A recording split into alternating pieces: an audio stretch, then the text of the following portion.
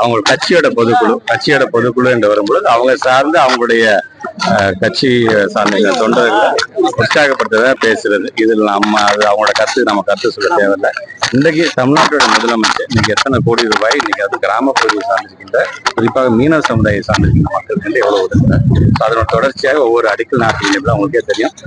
பாதுகாப்பு சுவர்ணம் எவ்வளவு முக்கியமான ஒரு விஷயங்களை இந்த ஏலங்கம் நடத்துறதுலேருந்து இங்கே தனியாக கடையினா பொருளாதார ரீதியாக மீனவ சமுதாய மக்கள் உயர்ந்த இடத்திற்கு வர வேண்டும் என்று திட்டங்கள்.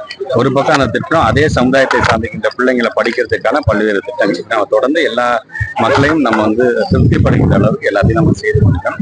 அதற்கான அடிக்கல் நாட்டு விழாக்கு தான் நாங்கள் வந்திருக்காங்க. ஸோ இங்கே நம்ம அரசியல் பேசுறது சரியாக இருக்காது. இருந்தாலும் தொடர்ந்து நம்முடைய மக்கள் வைக்கக்கூடிய கோரிக்கைகள் எதுவாக இருந்தாலும் அதை நாங்கள் செஞ்சுட்டு இருக்கோம். நீங்க சொல்ற மாதிரியே அவங்க அடிக்கல் நாட்டுறதுக்கு தான் நாங்கள் பண்றோம் அப்படின்னு நாங்கள் சொன்னாங்கன்னா ஒன்றையான உதாரணம் சொல்றேன்.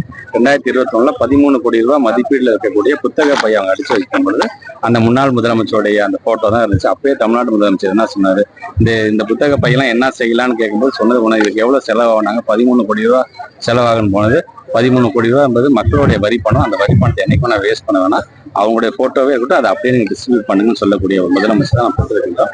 எங்களை பொறுத்த வரைக்கும் தமிழ்நாட்டு சார்ந்திருக்கின்ற மக்கள் எந்த நம்பிக்கையில் எங்களுக்கு வாக்களித்தார்களோ அந்த நம்பிக்கையை பாதுகாக்கின்ற வண்ணமாக தொடர்ந்து ஒவ்வொரு திட்டத்தையும் நாங்கள் செய்யணும். இந்த கரைப்படிஞ்சவங்க உள்ள போகணும்னு சொல்லியிருக்காங்க. புரியல. கரைப்படிஞ்ச கைகள் உள்ள போகணும் இல்லைங்க, அதான் சொன்னாங்க. இது அவங்களுடைய பொதுக்குழுங்க. இது அவங்க பொதுக்குழு சார்ந்து நான் ஏற்கனவே சொன்ன மாதிரி அவங்களுடைய தொண்டர்களை உற்சாகப்படுத்துறதுக்காக தான் அவங்க பேசியிருக்காங்க. நாட்டு மக்களுக்கு எல்லாமே தெரியும்.